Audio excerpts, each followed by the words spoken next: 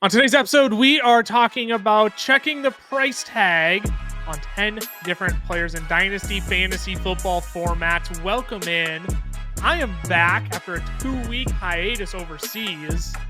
Lucas Wenzel, Cameron Lawrence, Tyler Class hanging out with you fellas. We are going to dissect the value of 10 very fascinating players in Dynasty formats right now, whether we would buy, whether we would sell, whether we want to hold, what we would trade these players for, what is their valuation. These are some of the most highly debated names in the fantasy football community. We'll have a few bangers on here. Episode full of debate. You guys ready to get feisty? Oh, I'm ready. I'm born ready. All right, Lance Stevenson. Cameron's middle name is Feisty. Cameron's Feisty Lawrence. He's always picking a fight with somebody. Never. Let's not waste any time. Let's dive on in. And we will start with our first price tag check.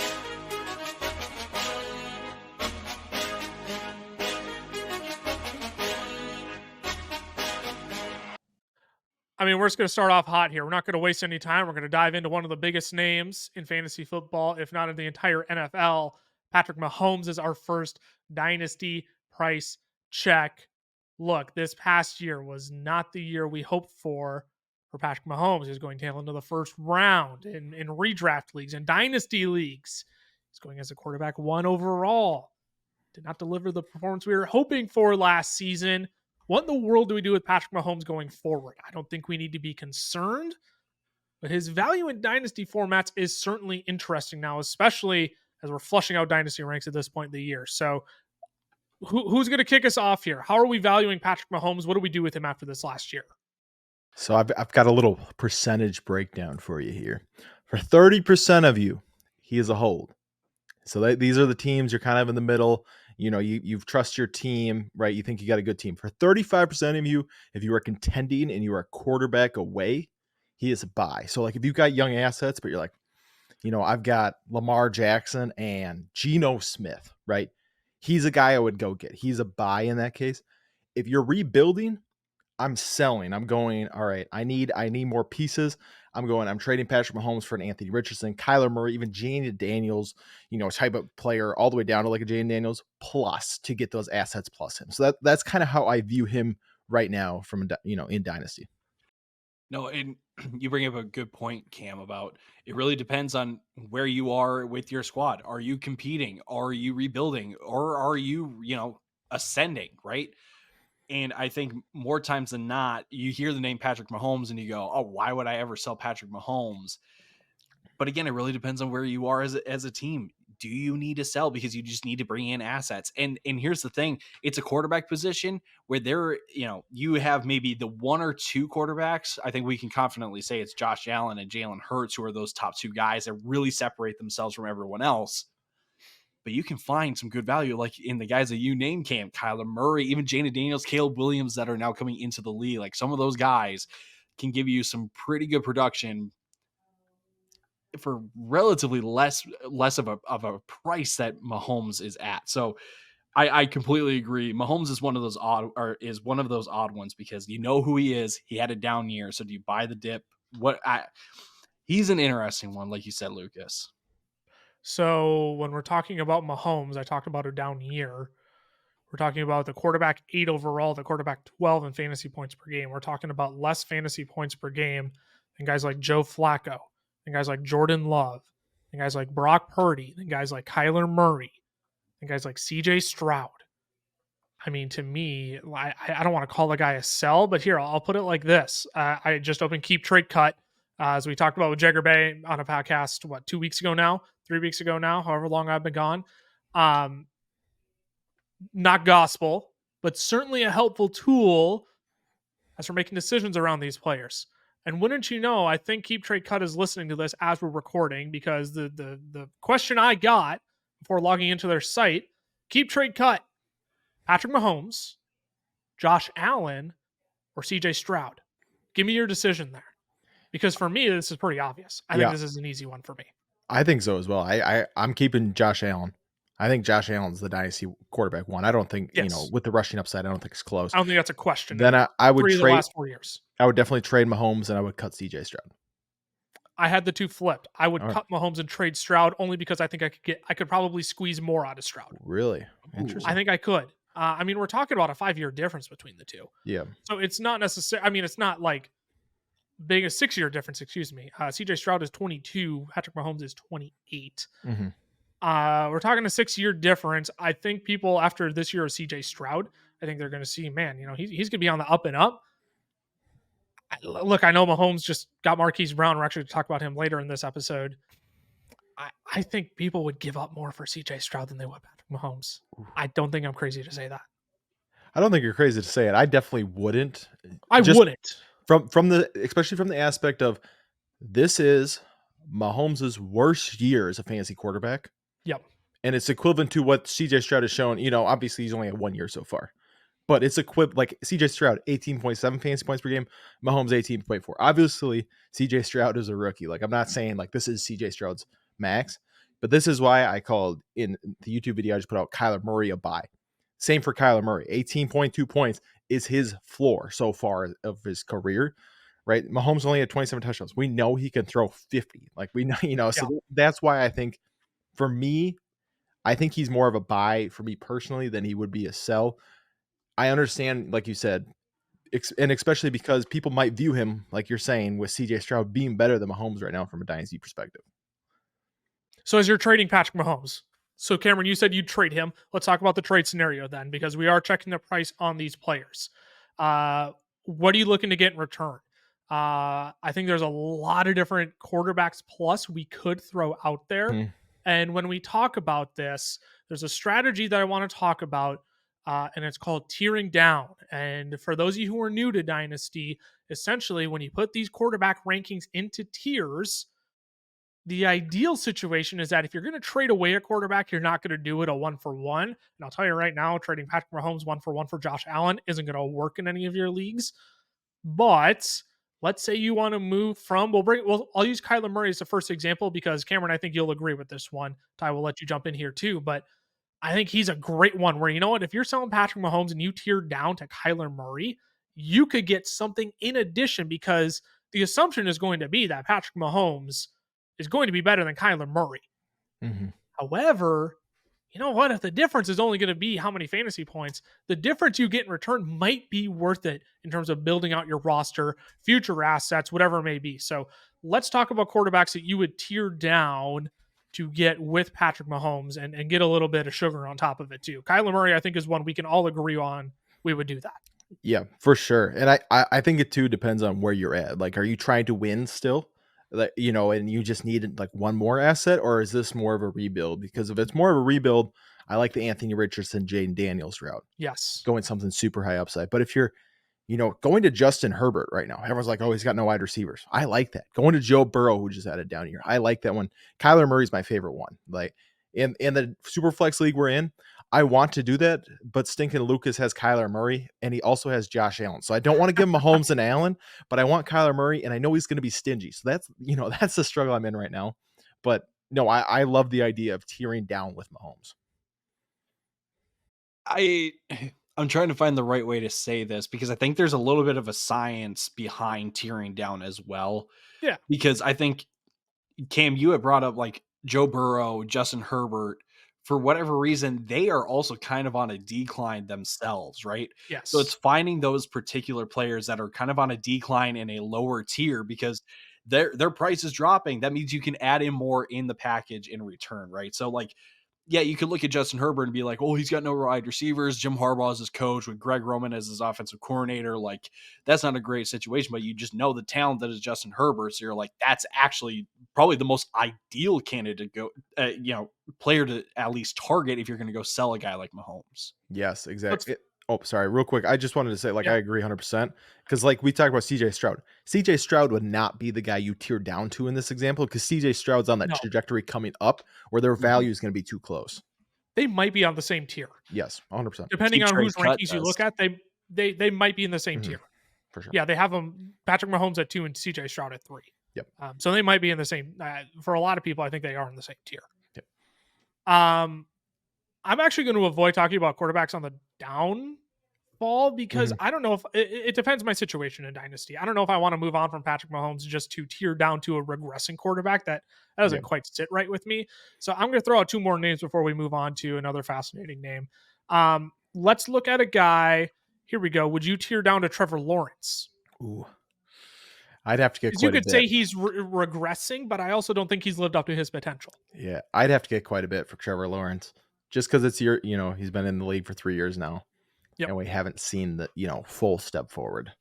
Yeah, I think like in terms of all the quarterbacks in lower tiers, Lawrence is probably going to be at the towards the end of my list. So it's not like I'm absolutely going to say no, but there's got to be a lot of extra on top of it to make it worthwhile. Mm. Would you tier down to Brock Purdy? No, but that's just man, he was good for fantasy this year, but the efficiency that offense had was historic, and Yep. I just don't know if that's something they keep up. So I would tear down to Trevor Lawrence before I would Brock Purdy. Yeah, I think Purdy is also a no for me because, yeah, it was historic efficiency from this past year. We don't even know what this offense is going to look like in the next 2-3 years, right? Brandon Mhm. Ayuk is constantly being talked about as being a trade candidate. Yeah. Who knows what happens to Christian McCaffrey? If that run game goes away, I think Brock Purdy takes a massive step back. Yeah. So I think that is one where there is too much risk involved for me. And they got to pay him soon. He's not free forever. That is very, very true. And we're looking at just on keep trade cut again, just as a reference point. We're looking at the quarterback 2 to the quarterback 14.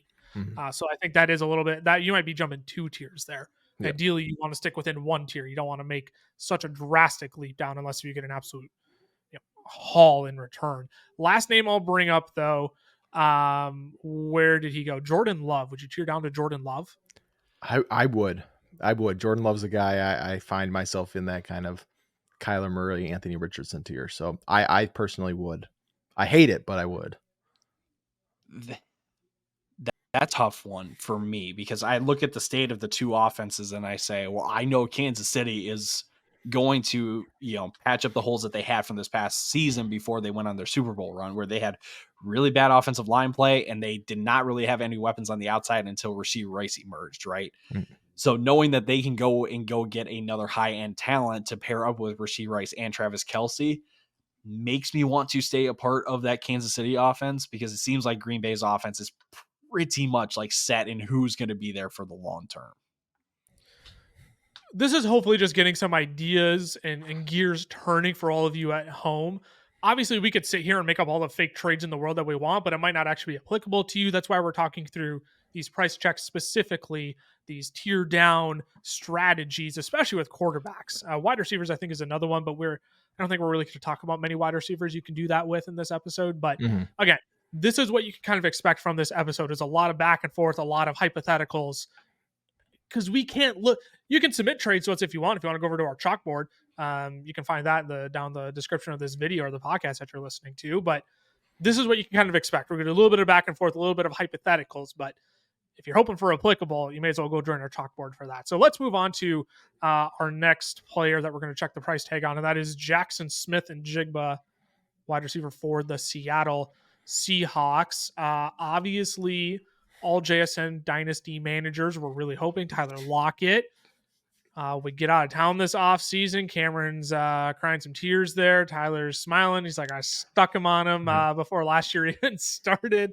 I don't think all hope is lost for JSN. I think JSN is one of the sneakiest buy candidates. The problem is, I think a lot of the dynasty managers who have him see him much more as a hold. Would you agree with that, Cameron, as a JSN manager yourself? Yeah, 100%. I think the only way I'm selling is, man, if I can get up into that Chris Olave, Jalen Waddle, even Tyreek Hill tier, because I think they're all kind of in that dynasty tier, or if I can get in that top 6 of a super flex draft, right? If I could get for one of those 3 wide receivers or one of those top 3 quarterbacks. And I don't think a lot of people are selling at that price. The thing with JSN is that there's still so much upside there. Shane Waldron isn't in town anymore either. He's with the Chicago Bears now. Shane Waldron, he's with the Bears, right? Or is it Schottenheimer's with the Cowboys? I was thinking, I'm like, oh, shoot, is it Schottenheimer? And I said Waldron. No, Waldron's with the Cowboys now. If you saw the interview this offseason of JSN's thoughts on Shane Waldron, he he He held didn't have a back. lot to say. He He held didn't have a back, lot to say. but in a like a, oh, we know why you're holding back kind of way. Right, it was a very respectful way. Yep. And I also don't think I know Tyler Lockett signed an extension. I also don't think you can keep JSN in the wings for the first 2-3 years of his career. At some point, he has to break out. So Ty, give me like a valuation check on JSN, because sure, most dynasty managers see he's holding, but what are you packaging JSN with to go up and get a guy like a Jalen Waddle, like a Nico Collins, like a Michael Pittman, a Brandon Ayuk, guys in that tier? What are you packaging JSN with?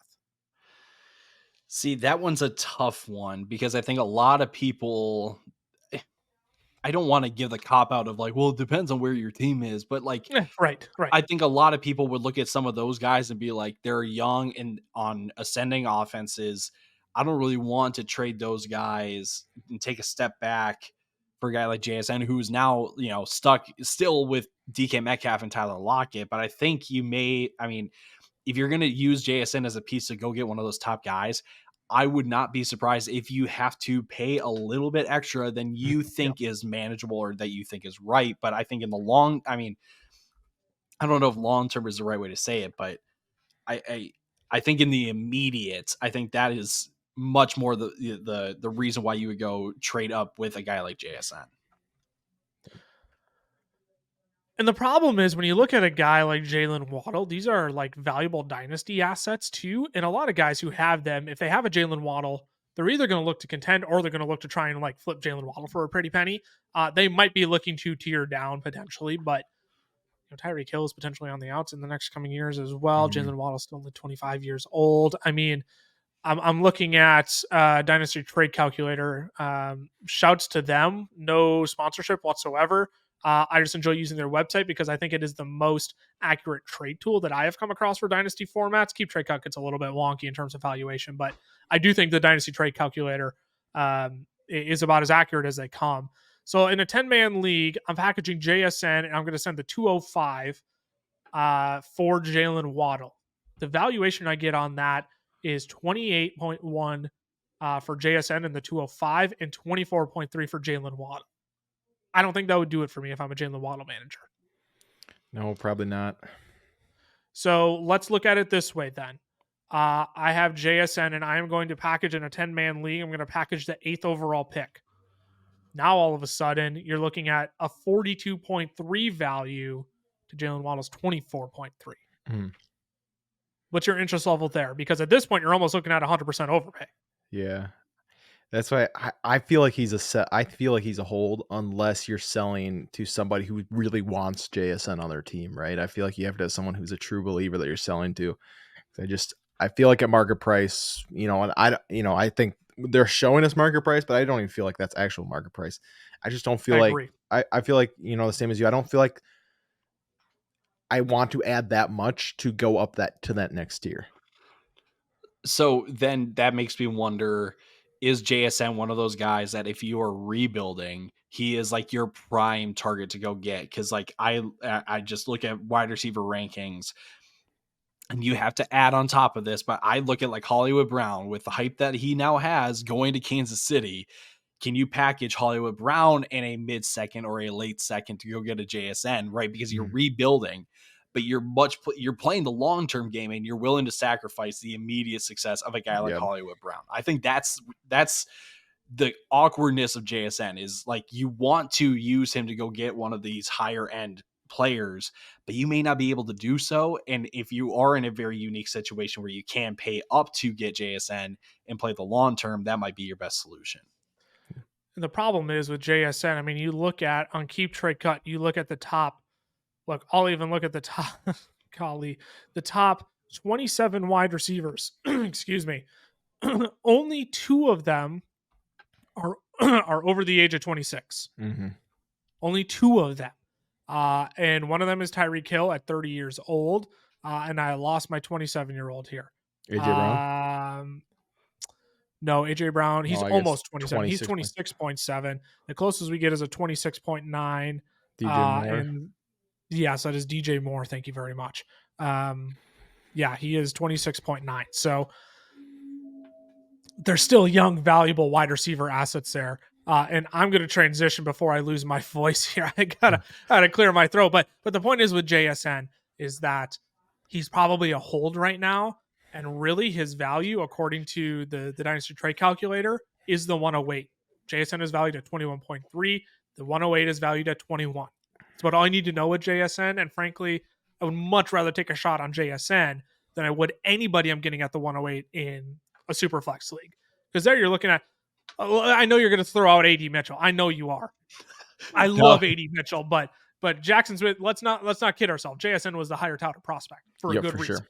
Yeah, no, I was even going to throw out a guy like why is he? Like Ricky Pearsall or Ladd McConkey, right? The I think the guys that will pick up some buzz when it gets to draft time and stuff like that. Yeah. But like, yeah, again, like there's a reason why JSN was rated so highly and vice versa and all that kind of stuff. Mm-hmm. Would you trade the 108 for JSN? If theoretically, if a manager was interested, would you trade that pick in a super flex? Just straight up? Yes. I would too. Probably. I wouldn't waste a second. You're saying because you're saying Brian Thomas maybe if you want to go wide receiver there, or you're saying maybe Adonai Mitchell. Yep. Or you maybe you go running back right if they get the right landing spot. Class, whoever that may be in a good landing spot. Trey Benson. But if it spot. I think I take the shot on JSN still. That's what I had was 108 was the highest I would go in a super flex draft for JSN. I think the important disclaimer is super flex. Yes. If it's a regular league, it's very, very different. And I wouldn't. If it's one quarterback and it's the 108, no question. Yeah. I'm heartbeat. Cameron, you want the 109 for Jason? No, I'll take. you want this next guy? CeeDee Lamb? Next guy, Devon Achane? Oh, I thought you were going to say CeeDee Lamb. Dang it. Oh, I said this next guy, not CeeDee Lamb. I would never give you CeeDee Lamb for JSN.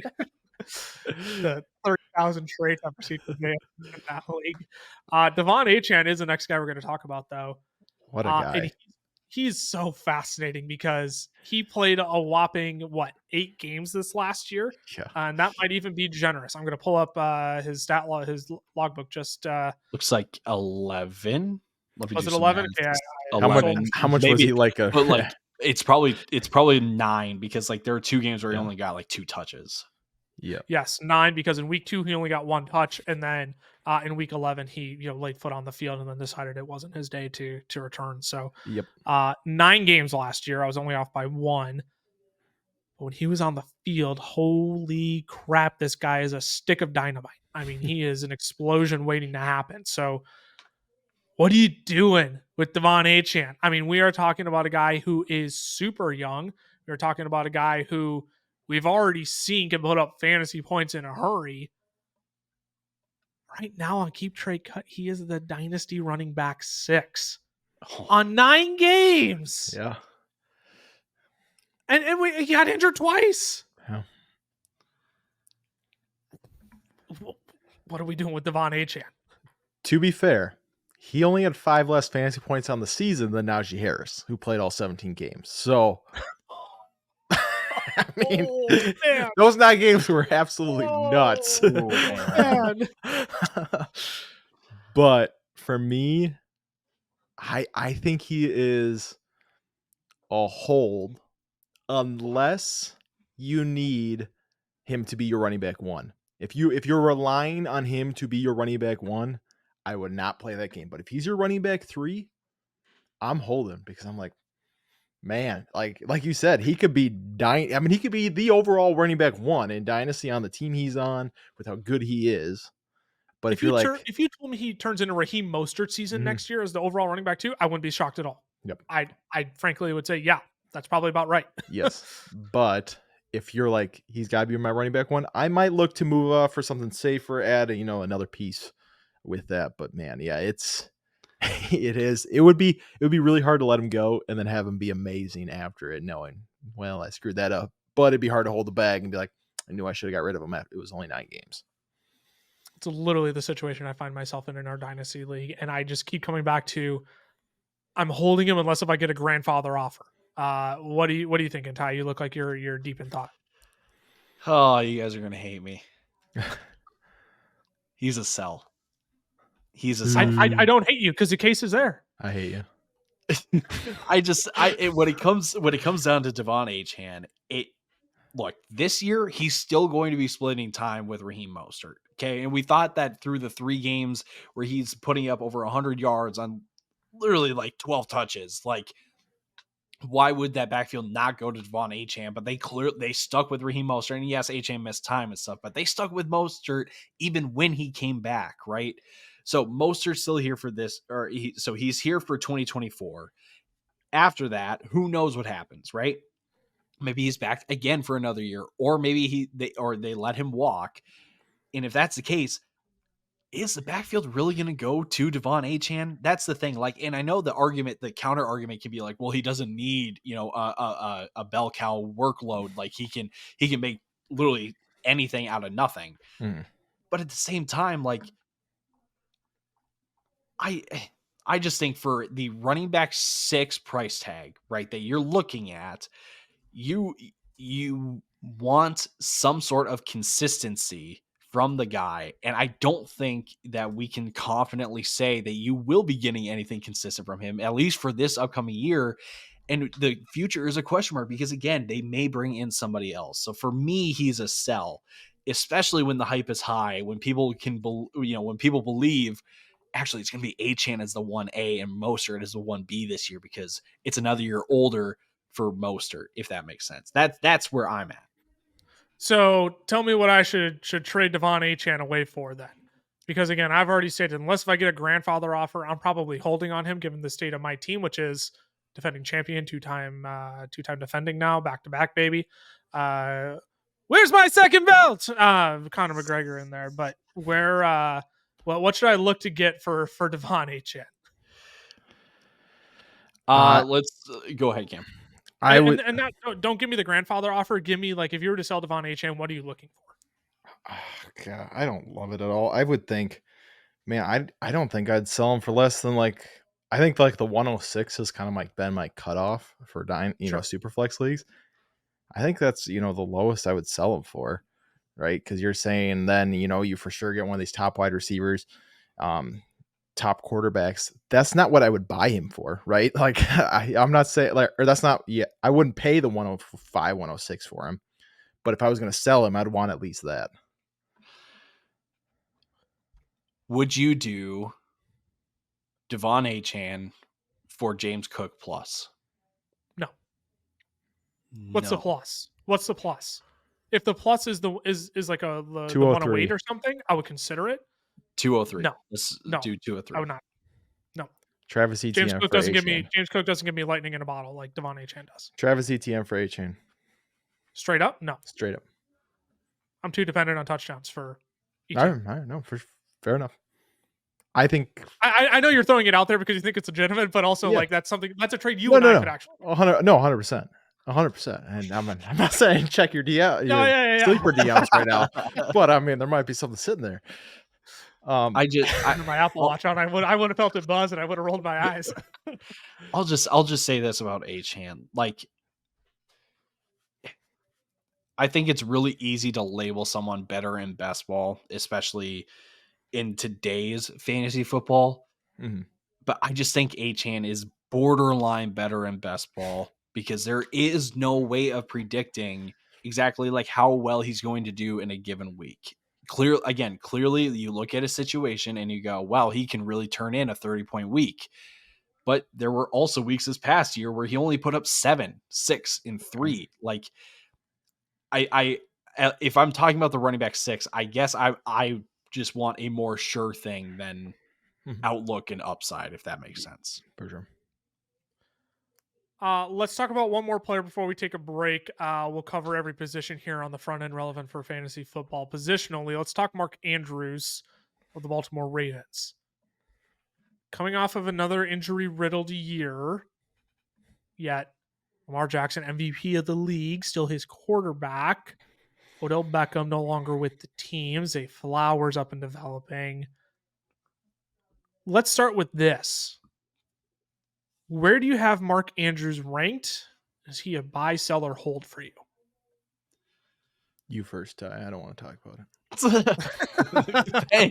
Thanks, dude. For me, Mark Andrews is probably my tight end because I got to remember Laporta and McBride and all them. He's probably my tight end 6, and for me, he's a hold. Who do you have ahead of him if he's at 6? Laporta, McBride. McBride, Kincaid, Kincaid is close. I think Kincaid is 7. Pitts, I would have ahead. Hawk. Yes. I think a lot of people will be like, "Oh, he's going to be injured this year." Hawkinson is still ahead. So that's 5. Would you put Kelsey ahead of him? That's the only other one that I think would even be worth considering. No, Kittle? that one. I think that one's just an age thing. So you got him at 5 then? So you got him at 5, which is 5. Well, I guess Bowers, somewhere between 4 and 5. We're not including Brock Bowers. Between 4 and 5, it's literally 4 or 5. Long day. Yeah. So buy, sell, or hold? Hold. Cameron? I'm buying Mark Andrews. I'm selling Pitts, Kincaid, Hawk, trying to get Mark Andrews plus. You're selling Pitts to get Mark Andrews plus. Because Pitts plus. Okay, wait. Sorry. Pitts plus for Mark Andrews or Pitts for Mark Andrews plus? Pitts for Mark Andrews plus. I think you can do right now because I think, but maybe you can't. That would be the situation I would. So right, every situation you're not gonna be able to do that. But if I can sell Pitts and get Mark Andrews plus, just because I know the consistency I get with Mark Andrews every single week, right? It's going to be 13 to 17 points every single week with Mark Andrews. Kyle Pitts, yes. Could he be the next like Travis Kelce fancy points wise, an average 16, 17 points a game? He could. Do I think it's going to happen? No. So that's kind of where it is. I don't see him getting to that point. I see him getting to where Mark Andrews was at a peak. But that's probably it. So that's why I'm going with Mark Andrews, even with the age difference. I'll say this real quick, Lucas, before you jump in. If you are in win now, Mark Andrews is an absolute buy. Like absolute buy. If you are rebuilding, that one you've got to consider. And that one is like if you get like the perfect offer, then you let him go. Yeah. But now I'm curious what you think, Lucas. If I'm a contender and I have the opportunity to compete for years on end, if my championship window isn't just I gotta go win it this year, if my championship window, if you got multiple top end young wide receivers, if you got a stud young running back and a really solid wide receiver room, you got a Josh Allen, a Jalen Hurts, one of those top tier guys at quarterback, and your championship window is 3 years. I might be willing to sell Mark Andrews for Kyle Pitts. I think you can make that trade 1-for-1. Because as a contender, I don't want to get complacent. I don't want to sit there and say, you know what, I got Mark Andrews, and he's a top tier guy. Why would I not try and extend my window when the tight end position is so volatile as it is? Mm-hmm. I'll take a swing on Kyle Pitts with Kirk Cousins. That's fine. If I swing and miss and I lose, is it the end of the world? I can go out and depending on, again, it all depends on the construction of your team, but you probably have other assets you could go out and then acquire a David Njoku. If you need to go out and make a rental of Evan Ingram if you wanted to. I mean, there's guys that you could plug in and still give your team a chance at winning the chip. If you need another year rental of Travis Kelce and you need to go out and make a desperation move and then flip Kyle Pitts for Travis Kelce, you could do that, right? Like, we can be flexible here, but if I'm a contender and my window is longer than just I got to win this year, I might consider trading Mark Andrews for Kyle Pitts. But otherwise, like if you're rebuilding, like that is a no-brainer. I would go flip the two. Yeah. And I will say, I've been thinking about this a lot. The tight end landscape is changed completely, right? Yes. We had for quite a few years, it was pretty much the top 3, right? It was some variation of Kelce, Kittle, Mark Andrews, and Darren Waller for like the last 4 or 5 years.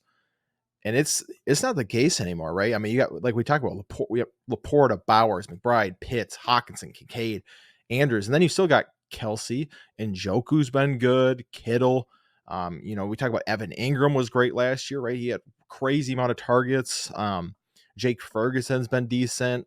Cole Right. Kmet, He's even another Dalton one. Schultz. So like, there's enough tight ends at this point that, like you said, if you're not looking to go from tight end to tight end, then Mark Andrews might be a sell if you can get, a higher end wide receiver, if you can get a higher end running back for Mark Andrews, that 1-for-1, and then go on the cheap and get like an Evan Ingram, Jake Ferguson that you plug in, because you're not losing too much of that positional value anymore. Let's take a quick break. We're going to come back and talk about 6 other players as well. We'll probably keep these guys a little bit more short and concise, but these were a lot of the big juggernauts that I think people have a lot of questions on. So let's take a quick break. We'll be back with 6 more price checks.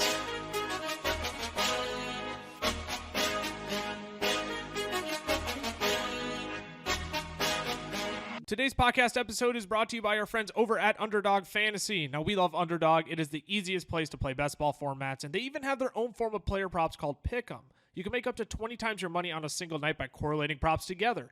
2 picks will triple your money, 3 will 6 times it, 4 will 10 times it, and 5 plays that all hit will multiply your entry by 20.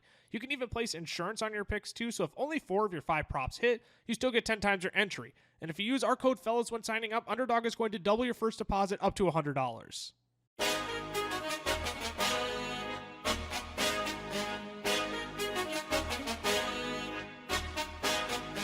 Alrighty, we are back. Oh man, it's been a while since I've done that. Let's move on. Let's talk about another Dynasty price check. So far, we have chatted about Patrick Mahomes, Jaxon Smith-Njigba, Achane, and Mark Andrews. We're going to move on to another older player here. Not that 28, 29 is old, but Stefon Diggs. I don't think it's a secret that he is a popular sell candidate this offseason. Mm-hmm. Last year was a travesty. On fire. Top 4 wide receiver in the first half of the season. Second half of the season, I'm going to pull up the game log, but it was absolutely abysmal. It was painstaking. Yeah, I got it if you want it. Yeah, give it to me. So this is from week 10 on. 6.4. This is in PPR, by the way. 6.4, 6.7, 19.4, 6.4, 8.8, 7.9, 7.1. And then when in week 18, when no one cared, 15.7. So you're talking less than 10 fantasy points in all games, about 1 in the second half of the season. Yep. I mean, you're looking in the wide receiver 30, 40 range at that point for that kind of production. Yeah, it completely, because I want to read the first half because it's legitimately night and day. 26, 13, 19, 36, 24, 20, 17.8, 16, 22. And then like week 9 to 10, it just completely flipped and he never, got it back. And Diggs is he's coming up on 30. He is 30. He's going to be coming up on 31 here in the next year. No brainer fact of the day. I gosh, I really wish I had the tweet from Dave Kluge that I could pull up here, friend of the show. You look at Stefon Diggs' Twitter too, all the drama around, is he going to be traded? Is he not? He tweets like a middle school girl who just went through a breakup and can't decide if she still likes the guy or not. I thought that was hilarious and spot on. It's no secret that we think Stefon Diggs is going to be a sell in this section. Catch is, what are you selling him for? Yeah, that's the question we need to ask here. So what is the price check on Stefon Diggs if you're going to sell him? Because at this point, I think you got to get him off your dynasty roster for whatever you can squeeze out of him. Yeah, especially if you're rebuilding him. If you're rebuilding, there is no reason to hope that he has, 1 more year in him. I mean, if you could somehow get a 25 first for him, like that's where I'm at. But I don't even know, at this point, if that's even worth it. So that's what's hard for me is it's just like, is it better to just kind of be stuck with the bag at this point and hope for maybe 2 more seasons, or you just cut your losses and you say, you know what, I should have sold last year and I didn't. So now, I'm just going to kind of, but yeah, I mean, I would think early second is probably what you're going to give for him at best right now. But I don't know what you guys think. There's no way you're going to get a fair return for Stefon Diggs. And I think on top of it, we're talking about a guy, like you said, is going on 31. Like, not saying that he's on the wrong side of 30 just yet, but it's coming up. And I think it just complicates things. So I mean, you can try to sell, but I think if you're going to try to sell, what are you going to do? Are you going to try to go younger? You're going to go try to grab a rookie? I don't think there's anyone that would want to do that because they just saw what happened with Diggs at the end of the year. So it's kind of one of those things where you're like, you will wish and want to sell, but you may not be actually able to. Mm-hmm. So I'm going to throw out a list of names because at this point, I think Tyler's favorite game. We really need a name game drop. We really do. It's like a segment at this point. It's a bit. Let's just the Stephen A drop for Ty. Time to torture Ty. Oh, I can sing that. Drop. Here we go. Cameron, here we go. Late 2025 first for Stefon Diggs. Would you do that? I would do it. Yeah. Trade him to a contender. Yeah. Tell him you got one more year left. I just want your 2025 first. It's not even this year's. You can do whatever you want with your 2024 first, but I'll take next year's because you're going to contend with Diggs. You would do that? Yeah. Yeah. No hesitation. I would do that as well. Let's look at getting younger. How about Brian Thomas Jr. out of LSU? So, in rookie drafts this year in a super flex league, you're probably looking at like the 109, 110 range. In a standard league, you're probably looking at like the 107 probably. Yeah, I think that one's a no-brainer to me. Yeah, I would do that too. I would agree with that. How about Christian Watson? Would you tear down to Christian Watson? Yes. I think I would as well. Because you could get more than Christian Watson in return probably. Yeah. I don't know if you guys saw my fifth buy on my Dynasty video. I did see that. But it was Christian Watson. See, we knew you were faking it this entire time. No, Jordan Love convinced me 100%. It is 100% faith in Jordan Love. Interesting. Yeah. So, I mean, the guy who's attached to Josh Allen is 31. That's not a good argument, but like if you're comparing Josh Allen to Jordan Love, you could throw that out there. But I mean, the numbers don't lie. I mean, night and day for Diggs second half of the season, and it seems like there's only more drama coming in Buffalo. How about Jaden Reed? We'll stick on the same team. Would you do Jaden Reed for Stefon Diggs? Yes.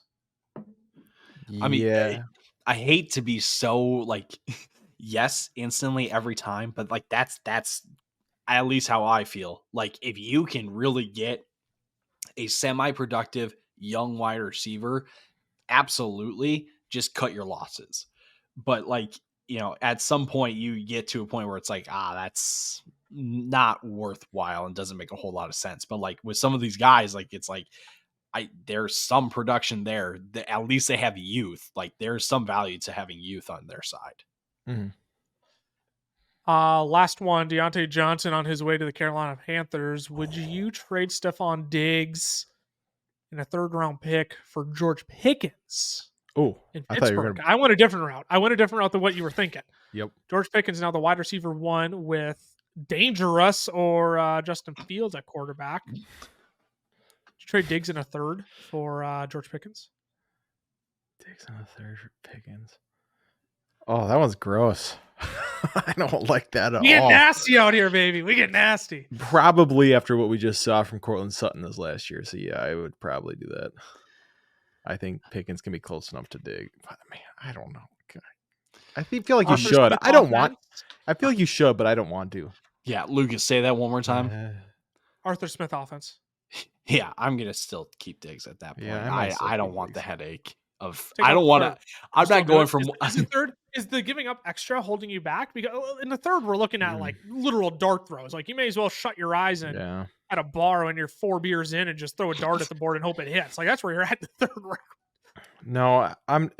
That's not what it's holding me back from it. I just don't love Pickens. Oh, hey! I'm just being honest. That's what it is. He's crucified a guy for being honest, man. I mean, I do agree. I think that's probably the grossest one that I threw out there. Yeah. I just think the opportunity could be there for George Pickens, which just makes him super enticing. He honestly should have made this episode. I can't believe I didn't think about him throwing him in here. There's a lot. There's a lot of names we could have brought up, but here let's quit being depressing and tearing down. How high are you willing to go for Kyle Pitts? It's a game. Let's get into it. It's a game of chicken. No. That's a great example. Trying to figure out Kyle Pitts' dynasty value right now is playing a game of chicken. It is. How much do you believe in Kirk Cousins? How high are you willing to go? Do you still have faith? Can this offense be good without Arthur Smith? It's 100% a game of chicken. That's exactly what this is. So how high are you willing to go? Yeah, it's because it could be great, right? We saw. I mean, it was great with Hawkinson, and Pitts is a much better athlete than Hawkinson is. But I already said I feel like I would trade back for Andrews. But man, at the same time, like, it's so it feels almost like a Devon Achane situation, right? It's like it could be lightning in a bottle. It 100% could be. I don't even know, man. I don't even know. Ty, would you do Bowers for Pitts? Like the 107 for Pitts? Ooh. As much as I hate first round dynasty tight ends and rookie drafts, I mean, there's not going to be many better options than Brock Bowers, who's still being touted as one of the best tight end prospects we've seen in quite some time. I mean, gosh, yeah. I mean, I would do that. Oh. Okay, here's what it comes down to for me. I'll explain why this is tough. We will not find out what the outlook of Kyle Pitts will be until week 1 of the 2024 season. Because if Zach Robinson, new offensive coordinator for the Falcons, uses him like a wide receiver, he is 1000% like worthy of the price tag that he's going at. If they try to use him like a traditional tight end, it's not going to look good at all. And I think if there's one thing I'll give Arthur Smith credit for, which I don't really want to do, it's exposing that for really the general mass to understand that like Kyle Pitts is more wide receiver than he is tight end. That being said, though, I would still go Bauer. I would go get Bowers if I've got Pitts, because it sounds wrong. But I would go get Bowers. That's it. I'm done talking.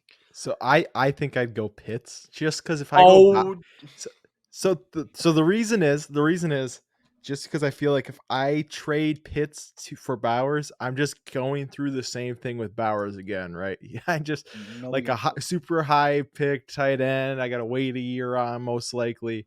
That's why I think I go Pitts there, but it really is just tough of how high are you willing to go for Kyle Pitts.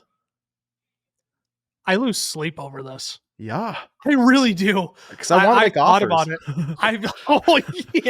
I think about making an offer. I don't get anything done for the next 2 hours because I'm playing a game of chicken with myself. Guy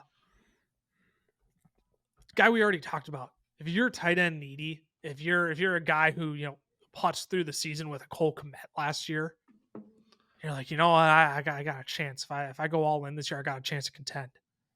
Kyle Pitts could take you to the next level and give you longevity. I mean, 40-year deal for Kirk Cousins.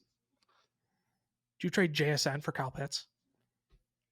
Oh, you sly dog.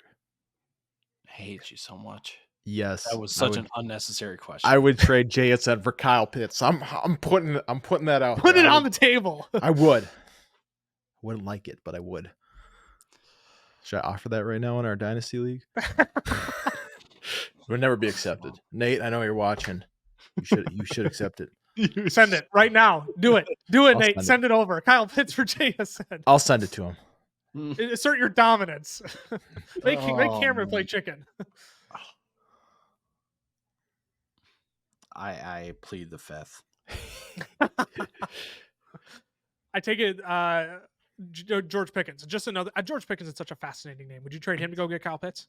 I would trade George Pickens to go Kyle Pitts in a heartbeat. Yes. That would make sense to me. That one makes sense. I mean, I'm just looking at him. Yeah. I mean, again, keep trade cut. Kyle Pitts is a 58th player. George Pickens is a 67th. They're only 10 players apart.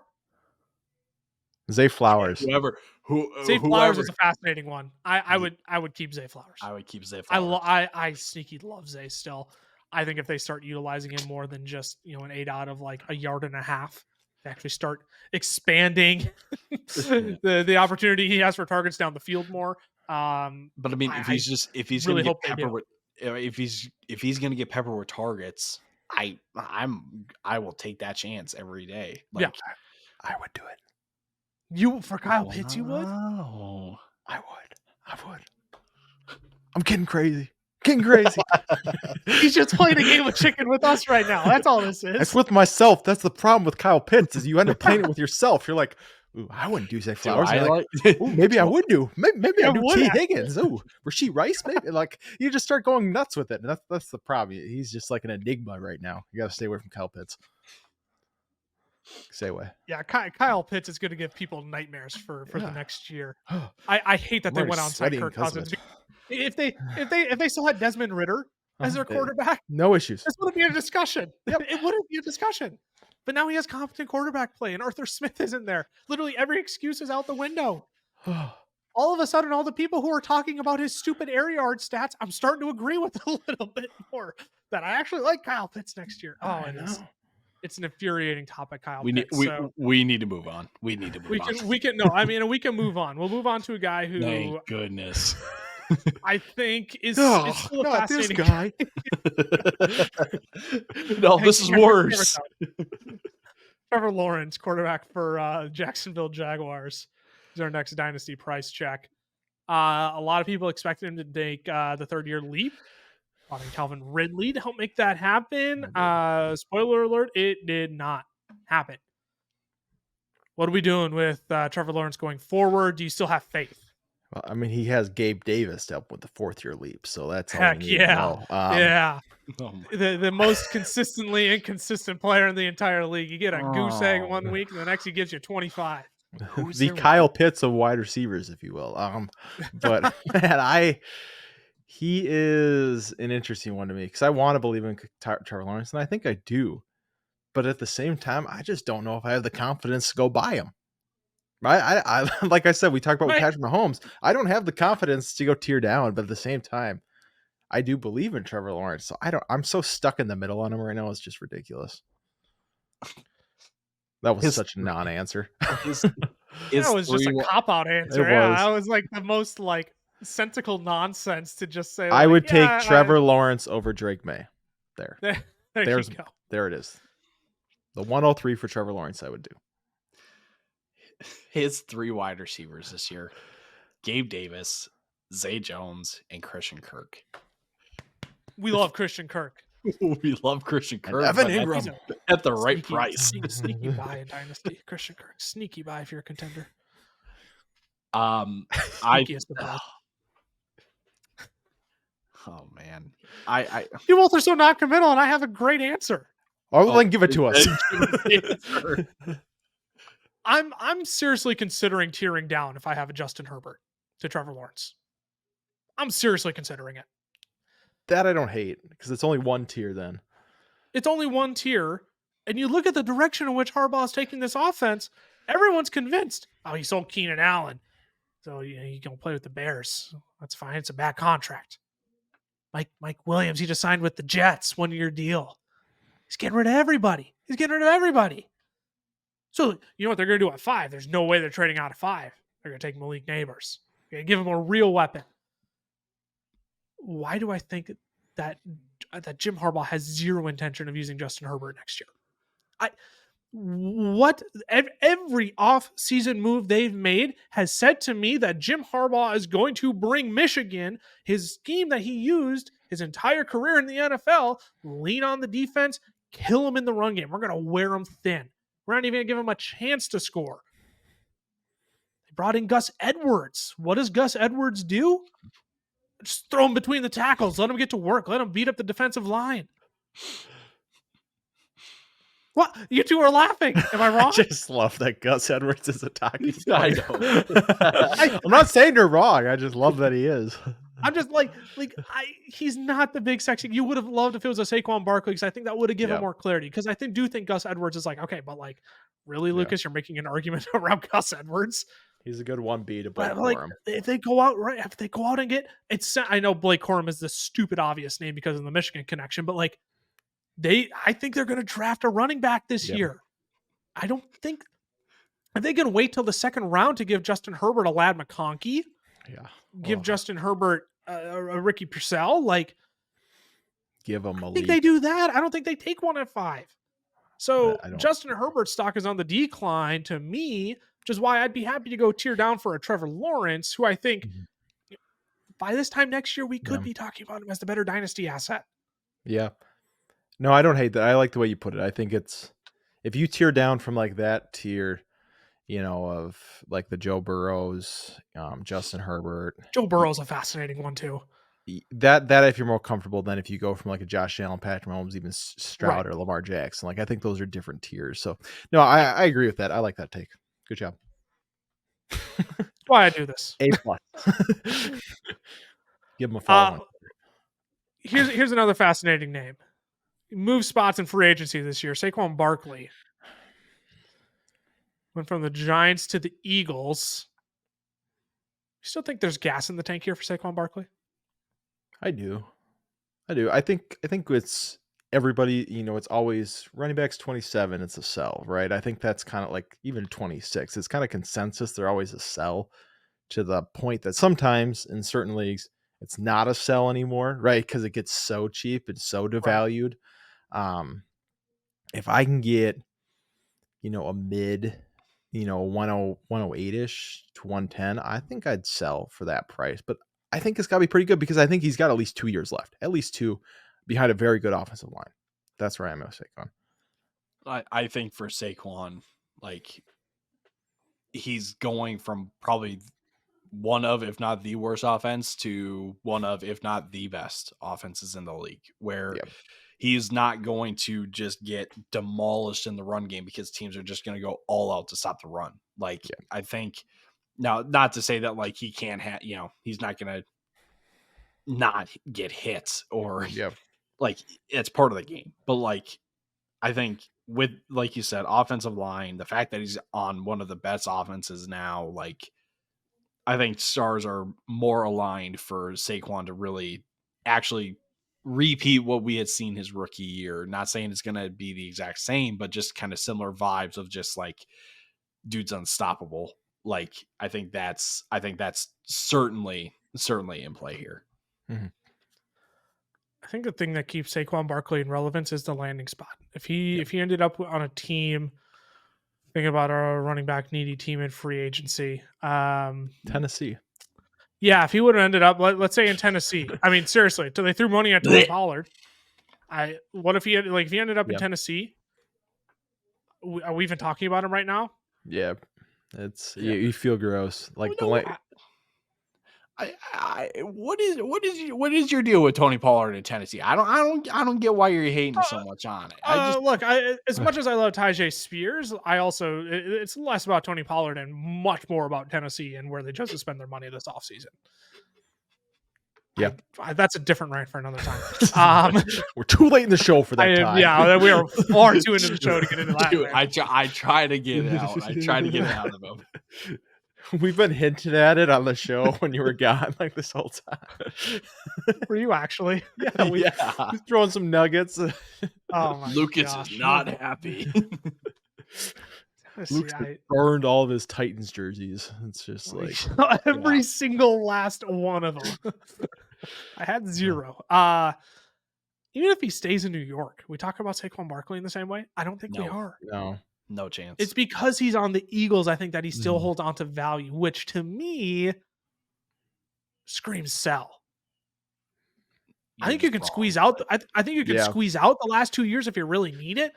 But frankly, we're looking at the tush push around the goal line. Unless if the NFL comes out and says that it's banned at the start of next year, then I'm willing to reconsider. But we're looking at a number of touchdowns. I mean, I'm not going to be surprised if Saquon Barkley is still only like a 6-7 touchdown guy next year. Yeah. He could be hyper efficient on the ground. He could be DeAndre Swift at the start of this last year, right? I'm not saying Saquon Barkley is going to be a bum, but this might be the last chance you can get peak value for Saquon Barkley. And with how quickly running back value deteriorates, I might just look to cash in right now. Yeah. I think we've learned that too. Like you look at Austin Eckler this last year, just how fast that running back hill comes.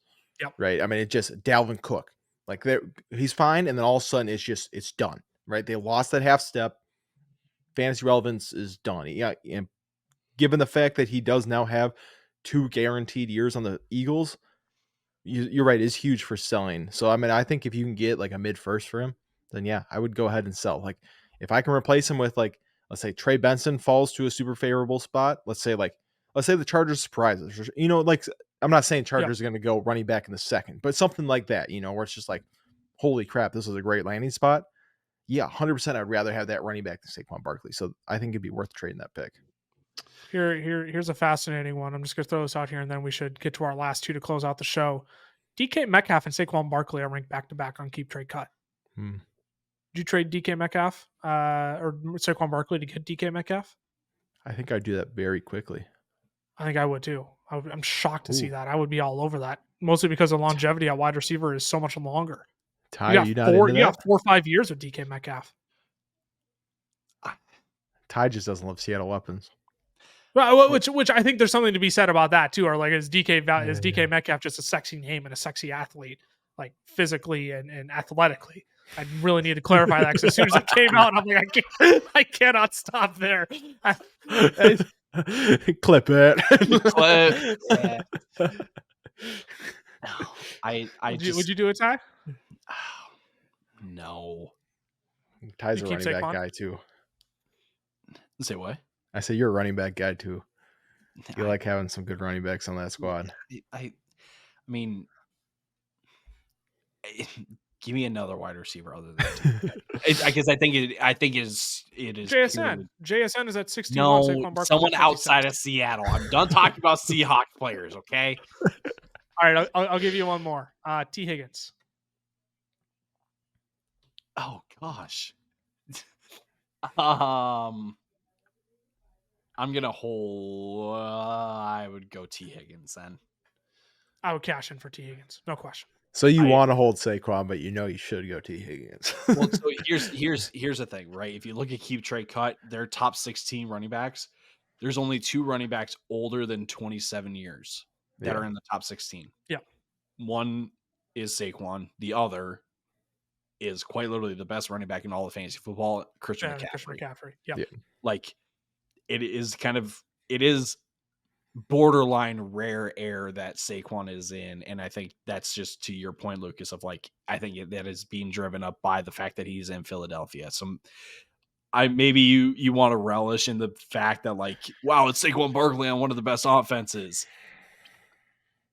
I think the window could still be there first 5 weeks, 6 weeks of the season. So that's kind of where I'm at. But at that point, we're nitpicking. So right. I'm pulling up one more trade here. I just want to get a grasp of what it would look like. Yeah, I mean, T. Higgins and Saquon Barkley, according to Dynasty Trade Calculator, they are basically dead even. You're looking at 20.1 to 20.3 in favor of Saquon Barkley. If you sprinkle in a third on top of that, I think that'd get a trade done potentially for T. Higgins if you're looking to acquire that. I think that'd be one worth exploring if you're a Saquon Barkley manager. I would waste no time checking out that offer. Let's move on. I think these last guys we can spend a little bit less time on, especially Marquise Brown. Yeah. He's just one I think that's worth talking about because the response I've seen is very mixed. Is holy crap, yes, he's in Kansas City. But the second response is okay, but is he actually better than Rashee Rice? Which I would agree. I think Rashee Rice is going to be the wide receiver one. You can say it. No. I almost said much better receiver, and I don't know how much. Much felt a little too generous, but I know Rashee Rice is going to be the better wide receiver in Kansas City. Give me your pulse on Marquise Brown. I think he's an obvious sell. Yes. What are you capitalizing on? Because it's a 1 year, $7 million deal. I mean, that's what it is. It's a Juju Smith prove it deal. That's what this is. I agree. So I'm going and selling real quick. What are you looking to acquire back? I mean, if you could get like a 2025 late, first, is going to be late. I would try to get that. He's the wide receiver 34 and Keep Trade Cut right now. Christian Kirk, we brought him up earlier. I would go get Christian Kirk for Marquise Brown. That's a trade I'd make. Yeah, I kind of like that. Because you think about it, like you said, it's a 1 year deal for $7 million. This does not stop Kansas City from taking a wide receiver in the first round. If he is the 4th target on this offense, I'm not feeling too great about Marquise Brown all of a sudden for now, or for signing a contract again in the future, right? I think that's what scares me the most is he's the third target no matter what behind Kelsey, and Rashee Rice in this offense. And if they go draft a rookie at 4, like, all right, at the end of that first, I don't know, it could make him that 4th target, and I just don't love that. I agree. I think he's a screaming sell. I was gonna say, do you have thoughts, Ty? I can't tell, and then you decide, and I'm like, oh boy, he has thoughts. No, I think if you're rebuilding, I think you're kind of stuck with Hollywood. But I think if you're contending, I think you could go sell Hollywood and like pair up like a second rounder and go get someone that is going to give you much better quality in depth than Hollywood Brown. Yeah, the problem is with Hollywood is in order to get rid of him, you're probably going to have to pay. It's like the classic, like you're looking to dump a contract in NBA and you got to pay more to get rid of it just to acquire anything in return. You clearly don't win the value side of the trade, but in order to get proper value out of Hollywood, you might have to pay to get rid of him. Just a few names I'll bring up. Christian Watson is still ranked below Hollywood. I would flip that in a heartbeat. I wouldn't waste any time doing that. Let's say you're a running back needy team.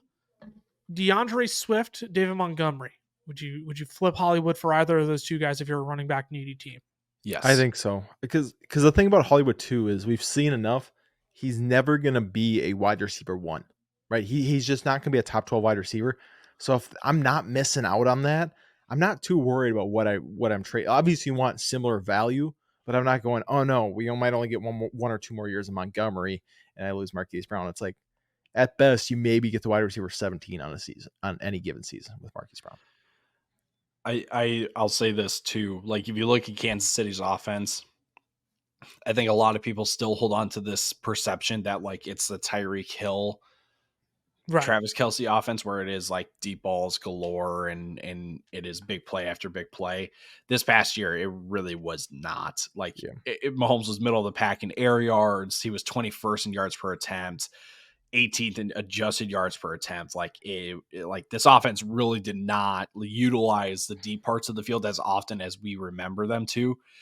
That's where Hollywood is most successful. So maybe like that's a change of the offense that they want to, they want to spread the defense out and make them, respect the deep ball. But I really do think also like this Kansas City team is not, all of a sudden just going to go back to what it was before they got rid of Tyreek Hill. Like that's not why you go get a guy like Marquise Brown.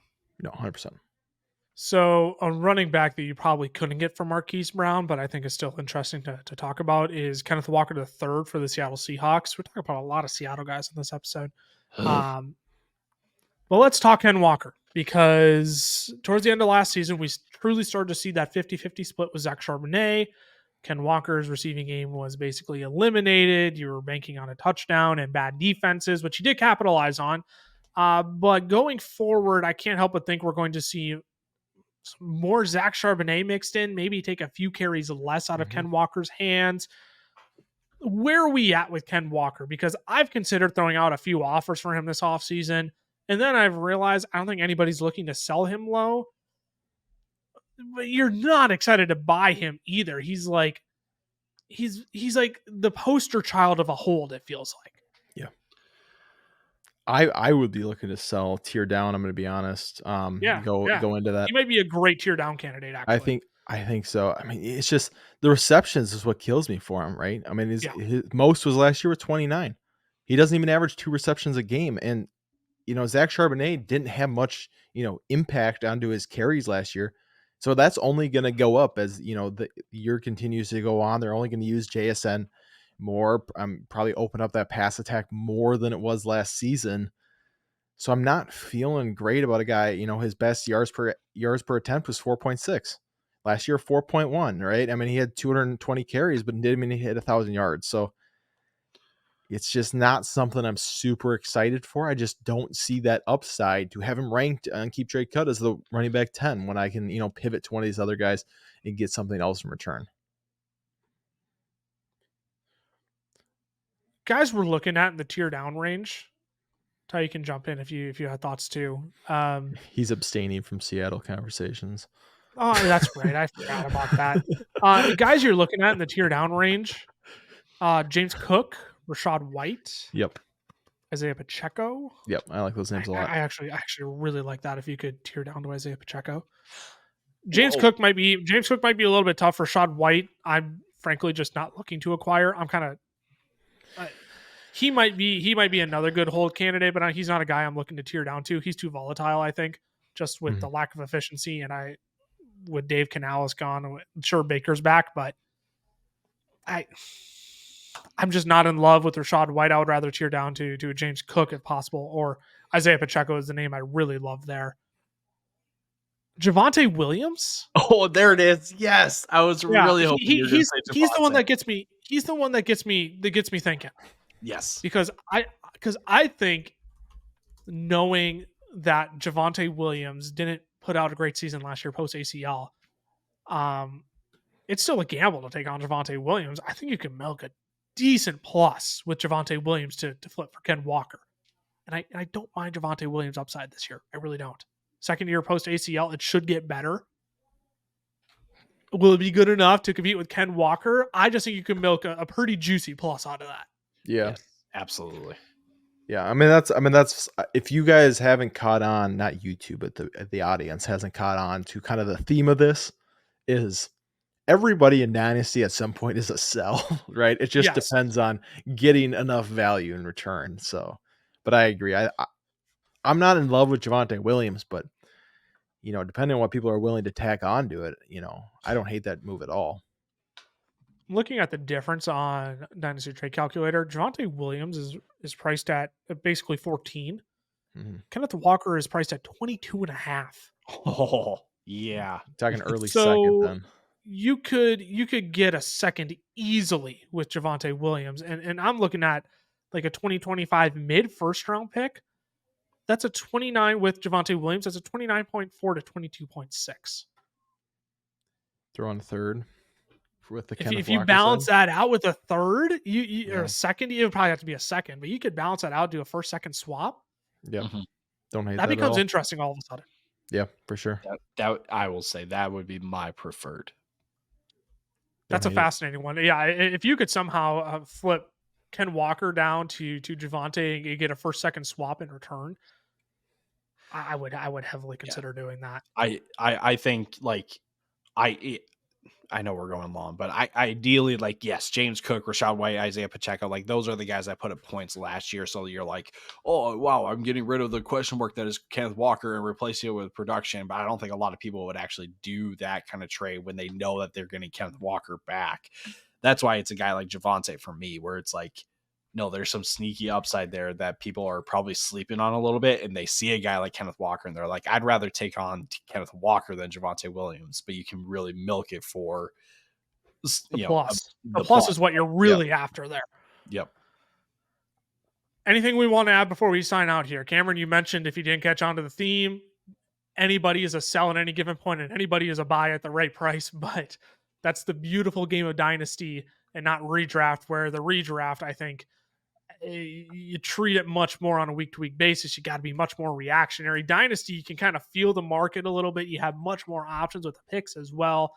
And obviously, we're big fans of looking at your favorite fantasy analysts' Dynasty rankings. We have ours on our chalkboard if you want to go check those out, even if it's not ours. If it's somebody else, there's a lot of great Dynasty analysts out there. Check out their rankings. We're really a fan of tearing down and getting an additional piece to use in a deal later to hopefully tier back up or at least flip for another valuable player. So anything we want to add on top of that? That's kind of like the snapshot summary of the episode outside of the players that we specifically talked about. No, I think we covered quite a bit in this one. Yeah. If you appreciate the content, if that was helpful to you, if you're a first-time Dynasty player or even experienced Dynasty player and you just like listening to the players, make sure you throw us a subscribe on the YouTube channel. Make sure you subscribe to the pod as well. Podcast every single week on YouTube. We've got 2 long-form videos coming for you outside of the podcast every single week as well. We have almost daily short-form videos for you as well.